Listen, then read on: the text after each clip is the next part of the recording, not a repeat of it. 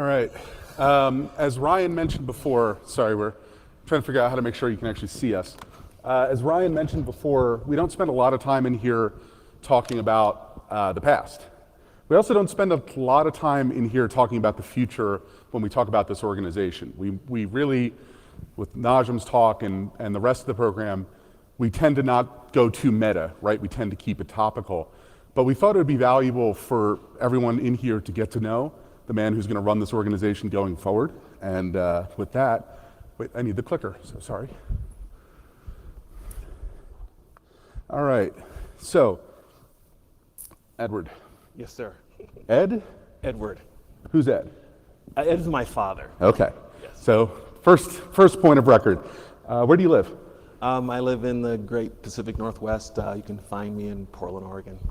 Have you been there your whole life? No, I was actually born in a small little town called Fordyce, Arkansas. Little odd fact, the same doctor that delivered my father delivered me, and I was born in a small house. Well, okay. Are you comfortable up here right now? Yeah, I get on stage a lot. One of my things I do in my little side career, I do a little community theater, but everything's very scripted. You know what you're going to say, what you're going to do, what someone else is going to do. This is like kind of free form, so it's a little different. Explain this photo. So I was in a recent production of Full Monty, and this is one of the promotional shots for the piece. And Full Monty was a growing experience. Anyone who knows me pretty well, I'm a pretty modest guy. I don't even walk around the house without a shirt on. And Full Monty was really kind of exposing yourself for art. So it was quite an experience. So how does that compare to sitting on stage at NANOG? Yeah, that was way harder. So you've actually done a lot of stage acting. Can you tell me about these characters? On the left, you know, this is Driving Miss Daisy. On the right, this is Oklahoma. Yeah, Driving Miss Daisy was the last production that I did. It was a musical. I played the lead of Curly during that play. And in Driving Miss Daisy, of course, I played Houck. What was it like to step into those characters? You know, it's interesting. Oklahoma was it's not me. It's another character. It's someone else. And you do it. It's fun. You have a great time. Driving Miss Daisy was actually a unique experience for me. I really liked the character of Houck. I mean, I really kind of just dove in, spent time with it. And usually when the play is over, it's like done. I'm happy. It was fun to do it. Let's go on and do something else. I literally went in the back room and I was quiet and cried because I missed doing the character. Wow. And I have to imagine stepping into, at least for the movie adaptation of it, Morgan Freeman's shoes was... Yeah, in fact, I had watched it years and years and years ago and made sure I didn't watch it again beforehand. Really? Yeah, because you have to kind of bring your own self to it. You got to read it, look at it, and digest it, figure out what works for you. And you've taught arts courses before, so you're passionate. Yeah. I was a instructor at Pacific Northwest College of Art. I taught for 12 years. I taught web design and graphic design courses. Okay. And what drives you? What makes you want to do that? Oh, I love teaching. I'm the oldest of 7 children, so I was kind of like, you know, teaching was just ingrained in me. You know, teach your brother how to tie a shoe, have them do this. So it's just kind of, I'm really a nurturer at heart. Cool. So teaching is a part of that. Okay. And okay, so this is the last photo, I promise. Can anyone in the audience tell me who this is? What group this is? All right, so you got the group, which is No Doubt. Yeah. You tell me who this is. My brother played keyboards and trombones for No Doubt. Also has toured with Smashing Pumpkins and, you know, Lenny Kravitz and Tegan and Sarah, a whole bunch of bands. And why is he NANOG relevant? He's NANOG relevant because one time he did a NANOG meeting, did the webcasting for NANOG. In fact, he would have been here today, but he's actually in Las Vegas doing a show with Gwen Stefani right now. All right.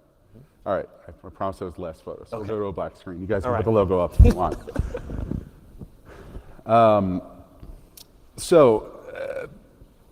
You also have other famous relatives, but not for the same reasons. Oh, yeah. Can you tell me about your cousin Denise?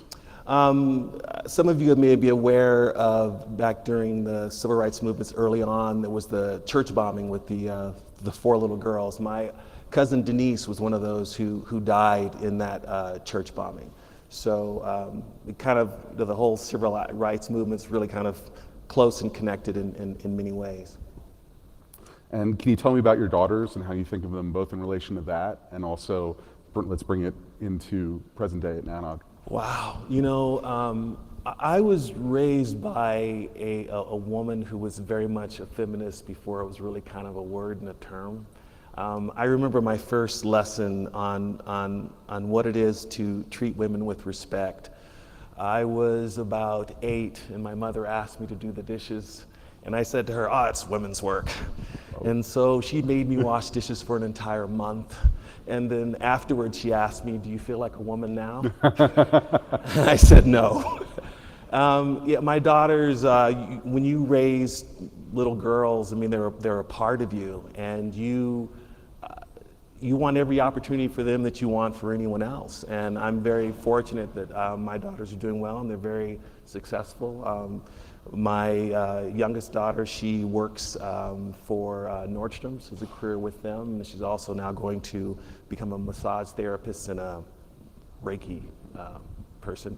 My eldest daughter, she is a ad exec for an agency in Portland, and in fact, she just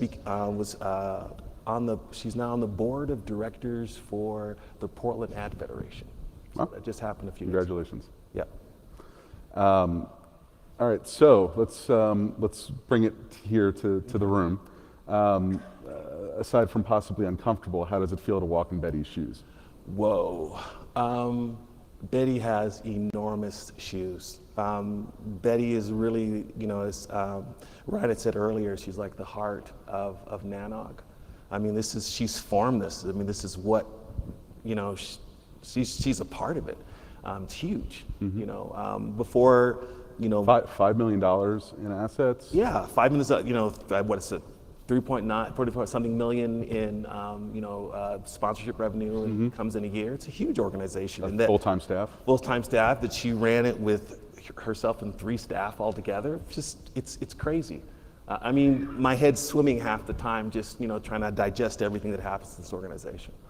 And so now that you've been here for a few months, what do you think the biggest challenges are that you've identified for the organization? Well, I think within any society, evolution is just kind of mandatory. If you don't evolve, you'll face revolution. And it's how do we make NANOG evolve into an organization that can survive another 25 years. Just lost my clip. Let's put that right there. Sorry about that. So then if we take it to something a little more tactical, the website. Ooh, what are you going to do about it? In the process of getting that taken care of. I am, Very passionate about it? Yes, I am. I develop websites and have in the past, and it is really, really kind of important to me. I have a strong marketing and communications background, so yeah, it's huge. It's part of who we are. In a modern economic society, your website is basically your calling card. It's how people identify who you are and what you are. And I have a strong sentiment that when you land at a website, within a few seconds, you need to be able to understand what this organization does. And yes, I'm going to be very focused on making that a huge change in the org. Okay. This was a question that you and I worked on kind of together. I purposely trimmed my beard a little bit this morning so it didn't stand out as much. It could blend in. But what happens to NANOG after the graybeards retire? It's interesting NANOG needs to go on. I think that there are new engineers that are coming into the fold, and I think the whole dynamic has changed a great deal. I mean, when NANOG started, you had a group of people who were trying to build out national networks, and we have national networks, and they've done an amazing job doing so. But I think things have evolved to the point where the network is here. And now, instead of revolution, we're now looking at evolution and continuing to evolve networks. 5G is the next thing that's coming up. And I think that we need to evolve NANOG to kind of reflect to that. I think we need to bring in more young people, more diversity within the organization. I think another thing that's going to be really critical to the org is kind of engage more stakeholders. I think in the beginning, it was about engineers building out a network. Now there's a lot of people who have a stake in a healthy, robust open internet. And how do we maintain that? How do we get people involved and engaged in that process? And so, just to kind of add on to that, so how do you feel that we attract and retain younger members? Well, I think that first of all, we have to kind of reach out earlier. One of the things I'd like to do is add to the events a college weekend, trying to attract college students, trying to set up a program that's geared toward a younger audience, have keynote speakers that are geared toward a younger audience, also have a party on that Saturday evening with something that younger audience want to engage into.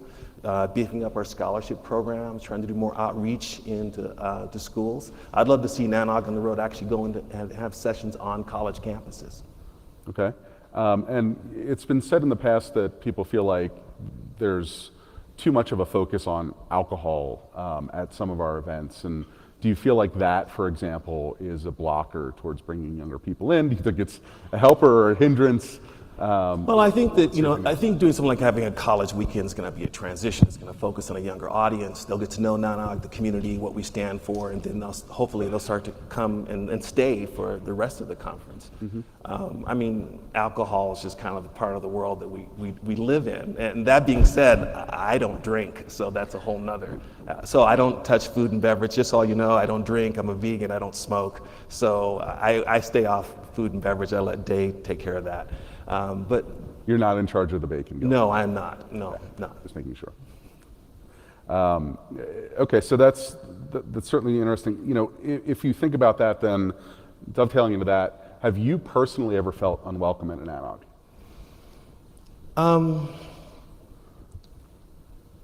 I don't know if I'd say so much unwelcome. I just think that in general, I think we could do a better job of being welcoming as opposed to, hey, you're not welcome here. I think sometimes when you're new, I mean, a lot of people who hear the members come often, but they know certain people. And when you get there, you're saying, hey, how you doing? Good to see you. And then there are new people. How often do we reach out and say, hey, you're new to NANOG, welcome to NANOG. How active are we trying to get people to feel more comfortable? And that's something I'd like to kind of help change within the culture. The reason why I ask you that is, so how long have you been here attending NANOGs? Wow. Almost 8 years. I think Philadelphia was my first NANOG meeting. All right. It was Comcast, right? Yes. I believe, in the Lowe's Hotel. Yes. Where would people recognize you from over those 8 years? Oh. Why do people not necessarily know who you are? Yeah, I was in the background. It first started out as the CEO of NANOG. Sorry, not NANOG. Sorry, Verelan, where we were providing network services and webcasting services for NANOG, ICANN, ARIN, other organizations, IETF. And so then after that, you then moved on to? I moved on and started my own company, Cascadian, and we were providing webcasting for these events and a few others, and which I'm no longer part of Cascadian. From a board perspective, that was a huge plus for us to be able to bring someone in who had the chops to understand how this whole event gets run and gets put on. How is it working with this team? You know everyone, right? Yeah, I do, yeah. It's great. I think that Betty has done a great job of hiring an incredible staff. I had the good fortune of working with Dave, both with ARIN and in NANOG. Great people, great people. I believe in empowering people. In fact, in a lot of ways, things will shift. You asked me about taking the place of Betty. In a lot of ways, we're making shift. Dave is going to be focusing on kind of the delivery of the meeting itself. Valerie's going to be focusing on the program content. So, which kind of frees me up to focus on some other things, such as getting the website. So. Okay. And tell me about how you feel that the team will support NANOG going forward. Do you feel like we're going to need more help? Are there initiatives that are going to require more people, more time, more money? When I started to dig in and I realized how large this organization was and how few people it had, I was just shocked that they pulled off these meetings with that small of a crew. It's incredible. Yes, we're going to be expanding a bit. I want to keep it small, try to use contractors whenever possible, but I will be augmenting the core staff so that we can be more efficient in getting things done. Okay. And do you feel like as an organization we've got the chops from a sponsorship perspective to make sure that we can afford these grand plans? Yes, I do, and we'll be kind of working on that too. Hopefully, we'll try to develop programs and content that will attract more sponsors. I want to work with our existing sponsors so that we can have an environment that they want to continue to support, so we can help NANOG grow. Okay.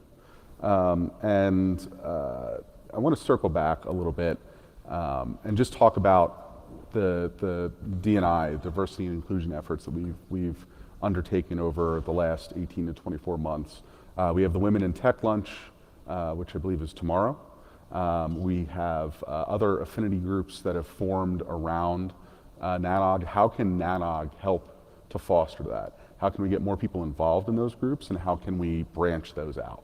Well, I think that one is through member engagement. I think that everything has to kind of start within and then expand from out there. We need people who are going to these meetings to try to find more people who are from diverse backgrounds to get to kind of join in on NANOG and help it grow as an organization. Any group requires diversity to last long term. You can exist in this kind of small ecosystem, but if you really want to remain relevant, you have to diversify, and that's really important to the future growth of NANOG. And speaking of future growth, how do you feel about the membership program currently? Do you feel like we need to expand that? Do you feel like, we've talked about having members feel like they've got more of a stake in the organization. Sure. Yeah. How do you see that? Wow, I think membership is very crucial. In fact, I was really kind of a little bit concerned when I realized that, you have, 1,000, 1,200 people going to a meeting, and yet we only have, I think, about 600 members. Mm-hmm. And I think that expanding the membership is critical to expanding NANOG. We need the support of the community. We need information from the community to help the organization to grow, stay relevant, to meet the needs of the current people going to the meetings, and also to reach out to those who've not participating in NANOG. If you had a crystal ball, what is this organization in 5 years? And then stretch it out. The CEO of CoreSite this morning said 10 years. Stretch it out to 10 years. What do you think? Well, I think in another 5 years, again, I'd hope to be much more diverse. I'd like to see a lot more young people, because I think that's where you're going to get your diversity coming in. I'd like to see more engagement with colleges, so that then even once if we get the sponsorships and the funds to do so, I'd like to even start reaching into high school. Mm-hmm. I'd like the people to know what NANOG is. I'd like to be that high school students would think, yeah, I want to get a NANOG scholarship, and to know what that is. I think that is how the organization becomes more relevant as it moves forward. Okay. And do you think, one thing that was talked about, like, for example, I don't believe that we could fit in the venue that your first NANOG was in, the Lowe's in Philadelphia. It was a beautiful hotel, sure. But many of the beautiful hotels we can no longer fit into just because this organization has grown. Do you think that we'll continue to see the rate of growth that we've seen? Do you think that's going to tail off? Do you think it could go down? I'm always more concerned about quality versus quantity. And so I want to focus on the quality of the program. And if the quality increases, the volume of people, that's a good thing. Mm-hmm. But I want to focus on quality first. Okay. And see where it takes us. That's fair. And do you think that programs like NANOG on the Road are good feeder programs for that? How do you see NANOG on the Road fitting into the larger NANOG meeting structure? I think from my brief exposure to it, that I think NANOG on the Road works best when we have a targeted audience that's looking for support from NANOG in their community. I think it's going to work best when we have local shepherds who say, hey, our community needs some support from NANOG. We need some people to come in, and here are the topics that we'd like them to discuss. And I think NANOG on the Road can be very successful in that. I'd like to see NANOG Road just used as a tool for outreach. And that has no kind of particular shape or form. Mm-hmm. It just depends on what the groups need, and then we kind of adapt and modify it. And what about the hackathon? Oh, I love hackathons. Mm-hmm. Yeah. I had the first exposure in going to IETF meetings. I think it's a great way just to get people engaged, hands-on, doing something. Mm-hmm. At IETF, the hackathons have continued to grow and expand, and so I think it's an incredible opportunity. Just a way for people, instead of just sitting in the chairs and watching something, just to be engaged and involved. And so, can you think of any other programs that we might want to introduce similar to that? So we've got the hackathon that happens, basically precedes the meeting. Mm-hmm. Do you see having other programs? You mentioned potentially a college program. Are there any other affinity programs you might expect to think Well, of? I think that as we try to explore, expand out and looking more diversity, it's going to create smaller kind of subgroups. So yes, I definitely think there'll be more that'll be coming about. You know, right now we have women in tech, and I'd like to get that expanded, have more programs that are kind of focused on that. And so I think if people believe that there's relevant content for them at a NANOG meeting, they'll come to a NANOG meeting. Okay. And how do you see our relationship with Aaron? Oh, Aaron's great. I'm fortunate in the sense that I've worked with Aaron a long time, and also with NANOG as well. And I just think everyone I've worked with at at Aaron, I've had a great time with. I think they're a great organization, and I think that we dovetail together very well. So I continue to want to keep that relationship going. Okay. And do you think that we might end up teaming up with any other organizations in the way that we've got the relationship with Aaron? You know, again, probably because of my exposure to IETF, I think that I'd like to see a little more engagement. And kind of what would that look like? I mean, IETF is creating the standards that ultimately that we're going to have to face and deal with. And I think it's at some point in time, I think it'd be good to kind of get a little closer idea of what they're doing, how it's going to impact us. And maybe we have someone come from IETF who speaks and says, hey, these are the RFCs that are getting ready to come about. This is how it could affect you in the future. Have some Q&A related to it. So. What do you want to be when you grow up? Ooh, I want to be a good person. I think I think you already got that. I don't know if I'm going to let you off easy with that question or not. No, I'm just, you know, you want to do good stuff. You know, you want to make the world a better place. I mean, when you leave this rock, you want to, hopefully it's a little better than when you got here. I can completely agree with that. So let's talk a little bit about what you do when you're not thinking about NANOG, because now it seems like NANOG is a pretty, not that it wasn't already a pretty large part of your life, but it was one small segment of it. Now it's front and center. Huge. What else do you do? Oh, I love spending time with my family, my grandkids. So I have several grandkids. In fact, last week, you know, talk about diversity. Last week in Portland, we had a Pride Festival. So I took my grandkids to the Pride Festival. That's awesome. How did you end up in Portland? Oh, I went to Linville College in McNair, Oregon. That's how I got exposed to the Northwest, and it just kind of grew on me. Okay, and you think that's where you probably spend the rest of your days? Yeah, in the North, I like it. I like the people. They're really mellow. The area is very progressive, and I'm definitely a very progressive person. So yeah, love it. And do you travel much? Whenever possible. Where's your favorite place to go? Europe. I like parts of Asia. I like the Southwest. I'd spent some time in Santa Fe, and there's a part of my soul that's there. So I love the high deserts, and it's beautiful. Yeah, are you feeling at home here at altitude? Oh yeah. This is your public service announcement. Drink a lot of water while you're here. Yeah. Don't spend a lot of time at altitude. You never realize just how dehydrated you're going to get. Yes. Especially you go to somewhere like Santa Fe and it's crazy, right? Oh yeah, it's dry, high. It's great. Did you go? So you went to high school though, where you grew up? I went to high school in Southern California. Okay. Yeah. All right. And you also like to remodel a lot. I am a serial remodeler. I have a house in the Columbia Gorge that I have drywall off the walls that I've rewired, replumbed, and everything else. Is that a house you want to live in, or it's just it's just fun to remodel? No, yeah, I'm living in that house. Yeah. Okay. And so is that a vacation home, or that's going to be where I just kind of rest my bones. Okay. Yeah. Nice. And what's it like? So the staff is spread around the country at this point. What is it like working with a remote staff like that? Was that in the same model with Veroland and Cascadian? Yeah, yes, both.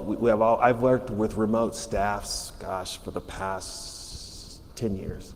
If you had to give one piece of advice, I know a lot of people in this room work with staffs around not only the country but the world. If you had to give one piece of advice, what is the best way to engage in that model if they're not used to sitting in an office all day with the same people? Well, I think you have to maintain communication. You also have to have people who are working for you who have a desire to work independently. Not everyone can handle it. There's those of us, it would drive me crazy sitting inside of an office. I'd lose my mind. I like the flexibility of working from home. Sometimes I'll work 12 hours, you know. Sometimes you'll get up in the morning, work, then go out and work out. And sometimes I'll stay up all night long and whatever, just get it done. So, Night owl or morning? oh, I'm a morning person. I don't need coffee to wake up. It's crazy. Sunrise, I'm This up. is why you're not in charge of the food and beverage.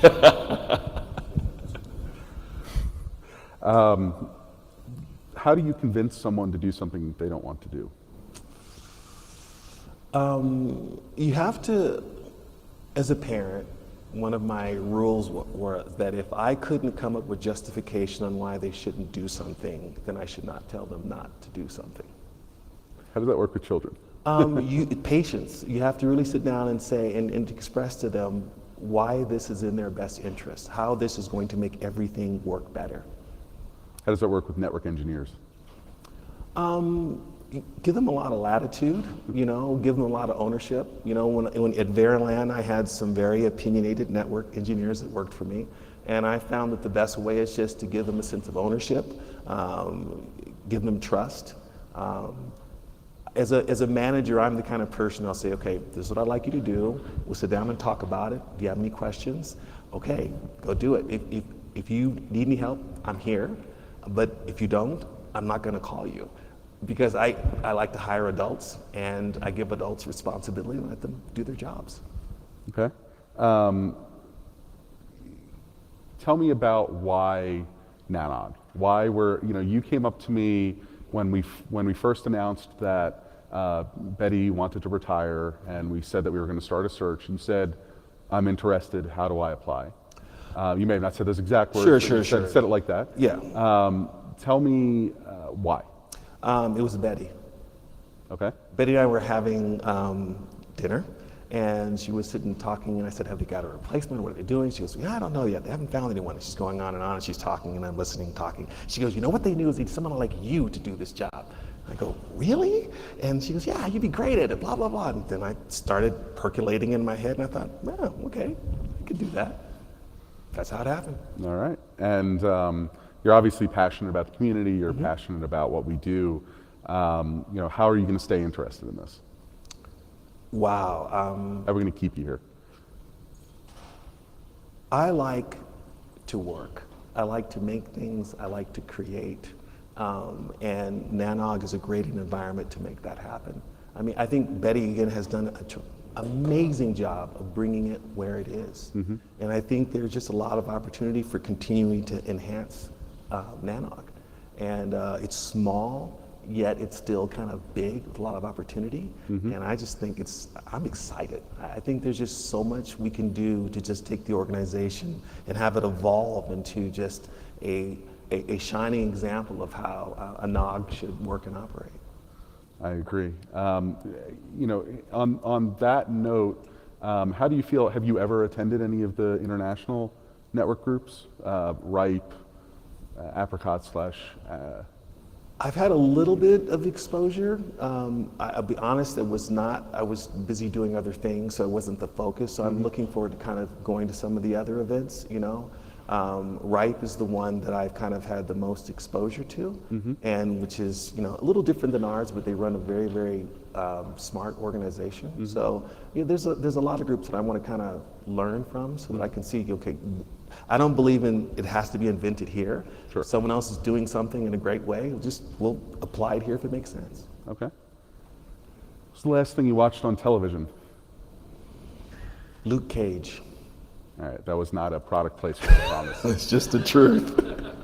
Why? What makes you like it? I was honest. Okay, I couldn't sleep. It was 4 a.m, and I took my iPhone down to the gym, and I watched Luke Cage while I was on the elliptical machine. That's awesome. What was the last documentary you watched then? We can go a little deep. I know.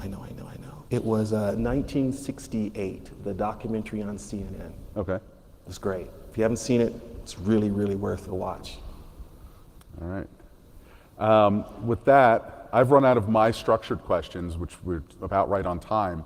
I want to open it up to the audience. Edward told me nothing is off limits, so please, you may regret that statement, but have at it. And so I'll just point to the people. The first question is in the direct back right there, straight back, and the second one will be over here on the right, on my right. Noah! Noah Weiss with CenturyLink. Congratulations, Edward. Thank you, Noah. But from our time at Verilon, I was curious, am I one of the opinionated ones? Noah, you are a rather opinionated individual, but a very gifted engineer. Well, thanks. Welcome aboard, definitely. Thank you, Noah.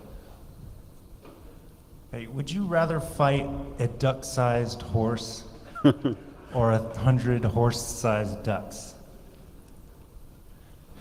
A duck-sized horse. Wow. Joel Yegley. So I've known Edward for, I don't know, more than a decade. Yeah. So I was a little bit shocked when the NANOG board managed to actually hire someone with people skills. It actually substantially improved my estimation of their skill set. Thank you. Thanks for turning over a new leaf. Yes. Thanks, Joel. Yeah, but what I would say in that is that I hope that this gives us an opportunity to explore new things and grow in ways that are not simply, we're just a bunch of hard-bitten network operators who do need alcohol to lubricate our ability to communicate with other people. Mm-hmm. So I'm looking forward to those opportunities. Thank you. Thank you, and I'm looking forward to them as well. Me as well. More questions? Come on. I have to break out the interview questions here, and I don't want to, the actual job interview questions, and I don't think Edward wants that. All right, well, we'll go deep here and see if that... See, didn't ask questions, now he wants to go deep. Gosh, okay. Well, I feel like we did. So, your last job, what would have kept you there instead of coming to do this? I don't know that anything would have. I just thought this was a unique opportunity. As I started to think about it more and more, I just thought it was going to be a lot of fun. Fun is a big motivator when it comes to work. I believe that if you don't like what you're doing, you need to either change what you're doing or change your attitude. So, Are you having fun? Oh yeah, oh yeah. It's hard. Mm-hmm. I mean, it's like drinking from a fire hydrant right now because it's just a lot going on. But yeah, it's a lot of fun. That's good to hear. I think as a board, we were certainly. I don't think we think of it as fun. I think we think of it as responsibility and gratifying. But it's sometimes hard to see the fun in it. So it's refreshing to hear that you see that. No, I do. Yeah, definitely. That's cool. All right, I am out of questions, and I don't want to purposely keep people here. Thank you. Is there anything else from the audience? Nothing? Get the break for lunch early. Yeah, well, I don't know that lunch is going to be ready, but we'll let the PC handle that. So, thank you.